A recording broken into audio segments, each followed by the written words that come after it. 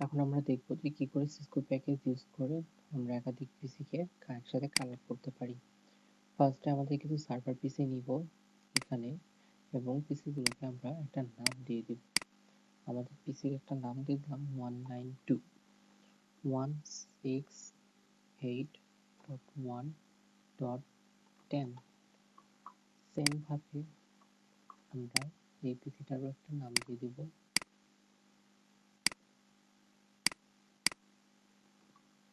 একটা নাম দিয়ে দিলাম। এখন আমরা পিসিগুলোকে কনফিগ করে নেব।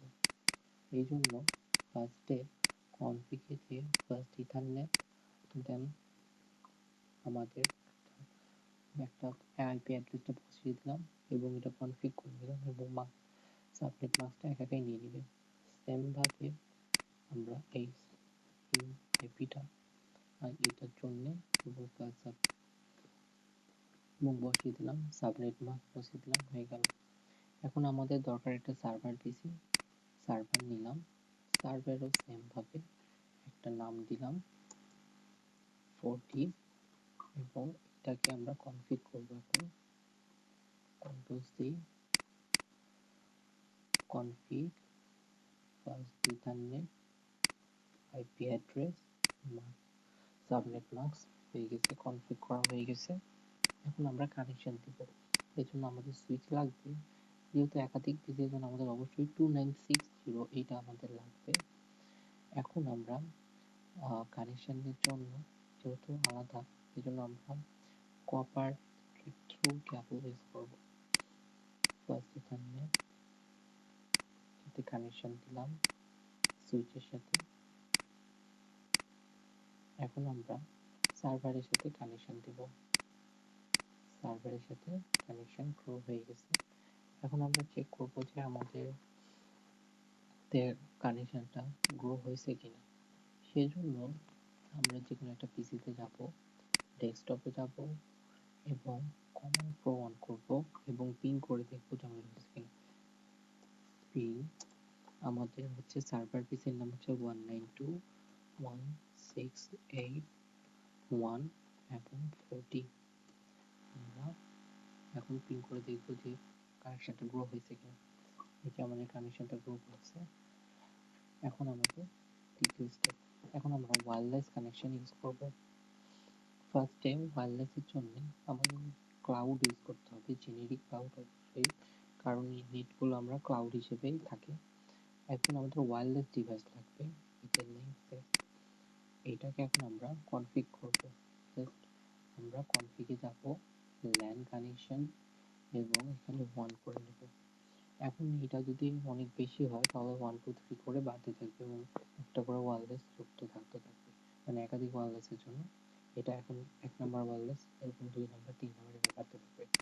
এখন আমরা ক্লাউডের সাথে ওয়্যারলেসের কানেকশন দেব নেটের সাথে, তাহলে আমাদেরকে অবশ্যই অটো কানেকশন করতে হবে।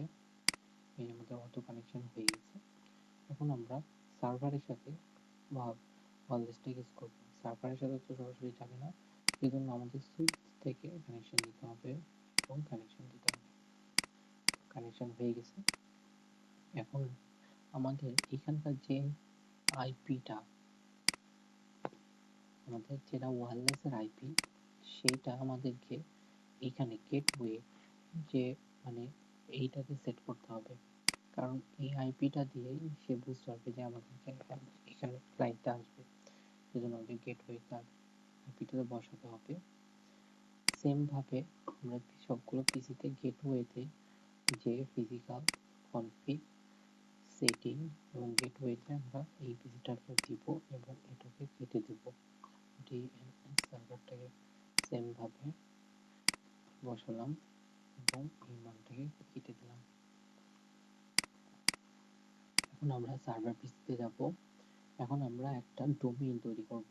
ফার্স্ট এই জন্য আমাদেরকে ফার্স্টে কনফিগে যেতে হবে, ডিএনএস এ যেতে হবে।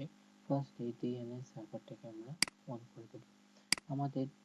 আমাদের যে একটা নতুন যে পেজ তৈরি হবে, মানে পেজের যেটা একটা ডোমেইন নেম থাকবে, সেটা ডোমেইন নেমটা দিয়ে দিলাম। আমি আমার নাম দিচ্ছি কম এবং অ্যাড্রেসটা অবশ্যই আমাদের এই সার্ভার পিসি যে আইপি সেটা দিতে হবে 192.168.1.40 আমাদের অ্যাড্রেস দেওয়া হয়ে গেছে এবং আমরা অ্যাড করে দেব। নতুন আমাদের একটা তৈরি হয়ে গেছে। এখন আমাদের দরকার একটা ওয়েব পেজ, সেই জন্য আমাদের একটা ওয়েব পেজের দরকার। সেই জন্য আমরা হচ্ছে একটা ওয়েব পেজ তৈরি করে নিলাম এবং কি করে HTTP তে গেলাম এবং এইখানে এটা হচ্ছে কোড, হচ্ছে ওয়েব পেজের জন্য একটা কোড লিখে নিলাম। এখন আমাদের পেজটা তৈরি হয়ে গেছে। এখন আমরা চেক করব যে আমাদের কাজ করছে কিনা। কানেকশনগুলো আমরা আরেকবার দেখে নিব। Ethernet 10 11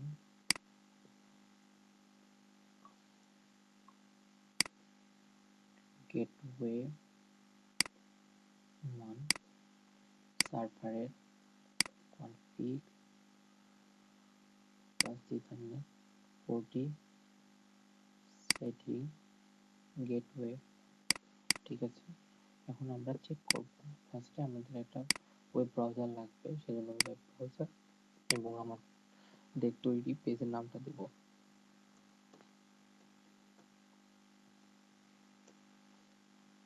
যে হ্যালো ওয়ার্ল্ড, মানে আমাদের কানেকশনটা গ্রো করেছে এবং আমাদের পেজটা চলে আসছে। নাম দিয়ে সার্চ করলেই আমাদের পেজটা চলে আসছে। পরের পেজটাকেও আমরা সেম ভাবে ডেস্কটপে যাব এবং সার্চ করব।